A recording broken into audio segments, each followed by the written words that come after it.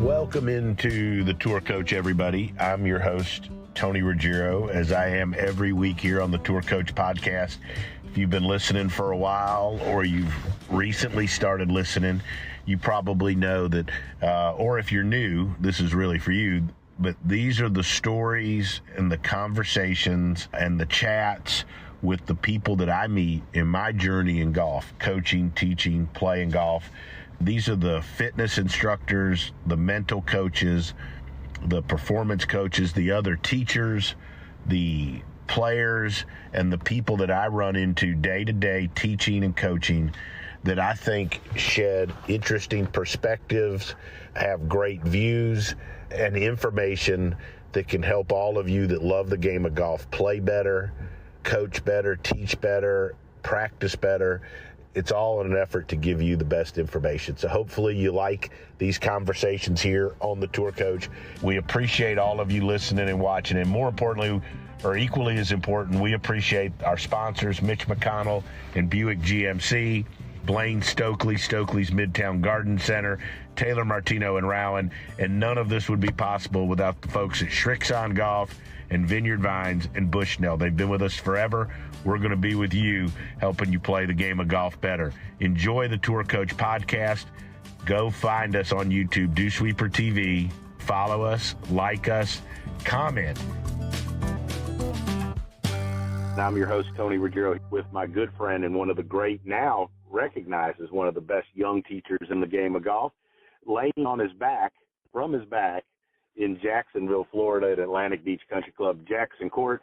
Jackson, what's up? Thanks for joining us, and hopefully you're feeling a little better. I know you're just starting to get back to being on the lesson tee. Yeah, Tony, thanks for having me. Always a pleasure. Yes, we are on the mend. It's going to be a while for full recovery. For those that don't know, this is second back surgery this year, but we are back at the club, giving a couple lessons, taking some breaks. I'm laying down, chatting some golf with UT. So, appreciate the invite, but always a pleasure to be on. And thank you for recognizing the stuff through Golf Digest. But again, that's from being involved with you and the old Dew Sweeper family for years. That is without a doubt. Hashtag Dew Sweeper fam. But anyways, and before we get into this, I want to remind everybody too, there's so much good content out there. Jackson's a big part of it. Morgan's a huge part of it on Dew Sweeper TV. So if you like the stuff you hear, there's lots of conversations, there's drills, exercises, everything you need. If you go to YouTube and type in Dew Sweeper TV, or you just go on your Google and type Dew Sweeper TV, you'll pull up lots of it, and there's lots of great stuff out there. But Jackson, we get folks all the time that are lost, right? And we see it a lot on the professional. We see it a lot with good juniors. You see it a lot with people just trying to get better, where they go into the range, and it seems to be the harder they work, the worse they get. Brady and I are going to talk about that. I'd like your thoughts, because you're doing such a wonderful job with so many good juniors. In fact, it's really cool also to see the involvement myself, you, and Morgan are having doing this online academy. So if you want help from us, you can do it online with us. There'll be more information about that later. But, Jackson, what do you do with folks when they're lost? Well, unfortunately, I have a lot of experience in this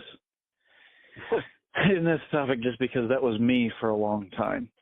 And I don't think I realized much of this until I got out of, the playing side and playing and gotten more into coaching. So what I would say is, for some people, all people, no matter what skill level you are, we have to make golf easier, which always seems difficult when golf is very hard and you think there's no light at the end of the tunnel. So depending on where you are, right, like I think Brady touched on maybe a little bit of shot shapes, right? And I think that's great for better players. But what if you're a recreational player that can't make contact, right? Mm-hmm. Don't go down the rabbit hole of having 4, 5, 6 things to think about in your swing. You need to understand the 1 or 2 things and be able to make it into a motion so that things get simpler over time, especially like right off the bat, and then you can continue to keep them simple as you develop, instead of trying to search for a number of ways in which to get better. And Brady's going to touch on stuff. I think it's geared a lot, especially to the better players, more advanced players.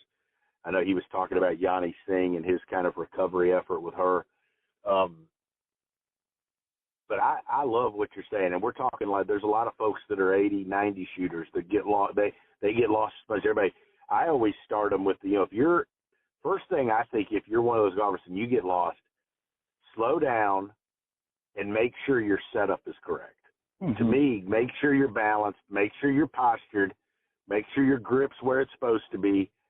Like before you start chasing crazy stuff on takeaways and shallowing or whatever, man, like get your setup and your basics and your fundamentals correct. Yeah, 1,000%. I think if your setup and your fundamentals are good, you're going to start to move a little bit better. The better you move, the clubs always should be easier to function appropriately. So I think going down maybe a little bit of the nerd rabbit hole for understanding the process of learning or the process of getting better.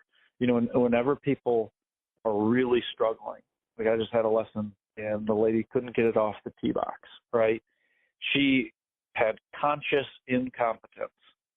She knowingly couldn't do it. Right. Was losing her mind, right? Well, we got a little bit better, okay?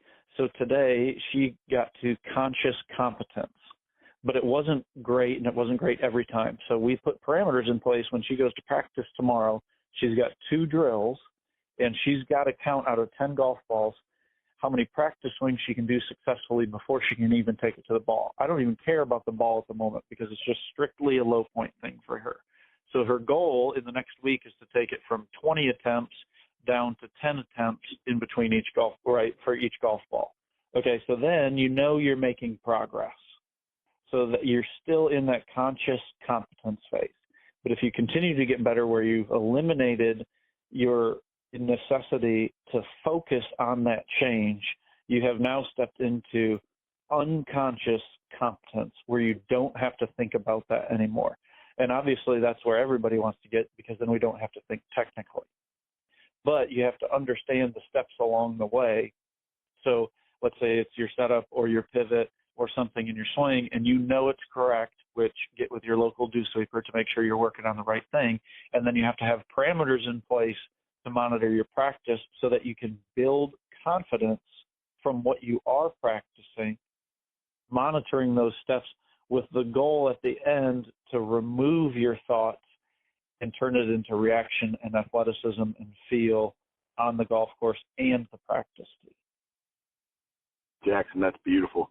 I mean, I think that's great information. We're going to put this out as just a mini pod also, because I think that's great insight and a really good way for people when they're lost to dig themselves out of the hole. And I think we'd agree as we wrap this up that like the worst thing you can do is go to the range and try something different every shot. And we've got to get you away from reacting to the last shot, but find one thing you can go do like you were talking about. Yeah. And wherever you are, need to figure out the practice plan for you. This lady I'm using as an example couldn't put the low point in front of the ball. So we've got 10 golf balls, and her goal, again, was to be able to hit. She can't hit a golf ball until she makes a successful practice swing. And the ball's teed up, don't even care. Right? So her goal is to hit those 10 golf balls in less than 20 practice swings. Seems pretty easy, but trust me, for her it might be difficult. Challenge yourself in those practices so that you can make the progress quicker with that one thing in mind.